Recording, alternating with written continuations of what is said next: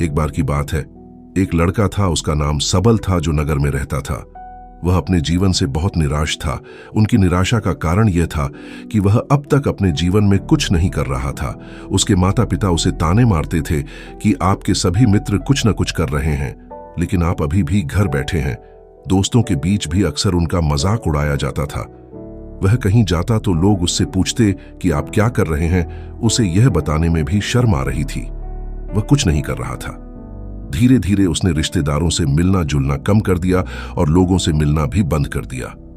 वह ज्यादातर समय घर पर ही रहता है। वह अकेला रोता है और भगवान को कोसता है और अपनी किस्मत को दोष देता है। अब उसे अपना जीवन बोझ लगने लगा था। कभी कभी वह सोचता कि कब वह कुछ करने के योग्य बनेगा, और फिर वह सोचता कि जिंदा रहने से अच्छा मर जाना है। एक दिन वह अपने नगर की एक गली से गुजर रहा था। तभी उसने देखा कि एक उपदेशक दुख और परेशानियों पर उपदेश दे रहा है। वह भी उसी भीड़ में सबसे पीछे बैठ गया और गुरु के प्रवचन सुनने लगा।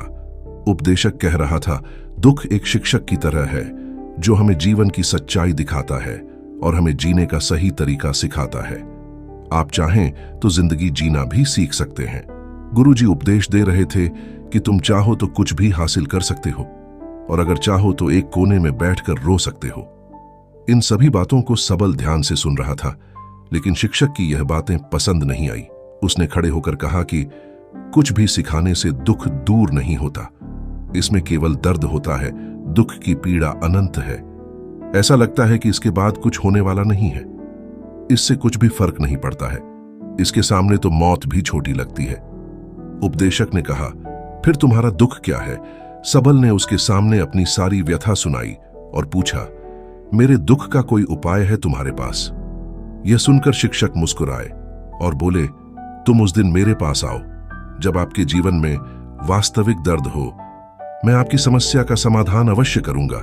यह कहकर गुरु वहां से चला गया। सबल ने सोचा, कहीं मेरा दुख नकली तो नहीं है? क्या मैं जिस दर्द से गुजर रहा हूं वह नकली है? मेरा दुख कोई नहीं समझ सकता। जब माँ बाप नहीं समझते तो गुरु क्या समझेगा? उनके दुखों से व्यथित होकर सबल ने एक फैसला लिया कि अब वह कुछ करेगा। सबल ने एक छोटा व्यवसाय शुरू किया, पर उसे सफलता नहीं मिल रही थी। लेकिन उसके घर वाले पूछते हैं कि क्या वह कुछ कोशिश कर रहा है? वह अपने व्यवसाय में लगा रहा और धीरे धीरे उन्हें सफलता मिलने लगी। फिर उसने गति पकड़ी और केवल 3 साल के अंदर ही वह एक बड़ा बिजनेसमैन बन गया। अब सबल के आसपास ऐसे कई लोग थे जो उसकी परवाह करता था, जो उससे प्यार करता था। अब उनके परिवार के सदस्य भी उसकी तारीफ करते नहीं थक रहे थे। दिन ब दिन उसके मित्रों की संख्या बढ़ती जा रही थी। अब वह अपनी जिंदगी से बहुत खुश था। उनके कुछ दोस्तों ने उन्हें सलाह दी कि जब आप एक बड़ा बिजनेसमैन बनकर बहुत खुश हैं, तो सोचिए आपको कितनी खुशी होगी अगर आप इस शहर और इस राज्य के सबसे बड़े बिजनेसमैन बन जाते हैं। कितने लोग आपसे जुड़ना चाहेंगे, आपकी कितनी बड़ी ख्याति होगी, और स्वयं राजा भी आपसे दोस्ती करना चाहेंगे और जरूरत पड़ने पर ही आपसे पैसे उधार लेंगे। दोस्तों की यह बात सबल के मन में घर कर गई। अब वह और पैसे कमाने की कोशिश करने लगा, लेकिन उसे यह सब बहुत ही जल्दी चाहिए था। वह समय बर्बाद नहीं करना चाहता था। उनका अधिकांश समय इन चीजों को प्राप्त करने में लगने लगा। इसलिए वह ऐसे काम करने लगा जो सही नहीं था। उसने बड़ा उधार लेना शुरू कर दिया। उसके दोस्तों से पैसे की मात्रा और अधिक मुनाफा कमाने के लालच में वह अपने माल में मिलावट करने लगा। उसने अन्य व्यापारियों के खिलाफ भी साजिश रची और उन्हें डराया धमकाया। जैसा उसके दोस्त कहते थे वैसा ही करता था। वह इन तरीकों से ज्यादा पैसा कमा रहा था, पर अब उसके जीवन में पहले जैसा चैन न था। उनके मन की शांति गायब हो गई थी और वह रात को सो नहीं पाता था। वह हंगामे में रहता था।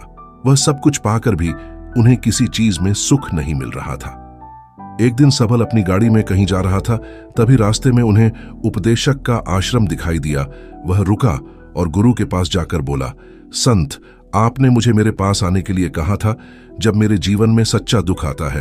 अब मैं बहुत दुखी हूं कि मेरी नींद हराम हो गई है। मुझे कहीं भी शांति नहीं मिल रही है। इस प्रकार सबल ने अपनी सारी समस्याएं गुरु को बता दी। गुरु ने कहा, जब तुम पहली बार मुझसे मिलने आए थे तब भी तुम किसी दुख में थे। आपने उस दर्द से क्या सीखा? सबल ने कहा कि सिर्फ सोचने और चिंता करने से कुछ नहीं होता। आपकी दृष्टि को सच करने के लिए यह कार्रवाई करता है, और सिर्फ काम करने से कुछ नहीं होता, परिणाम भी मिलना चाहिए।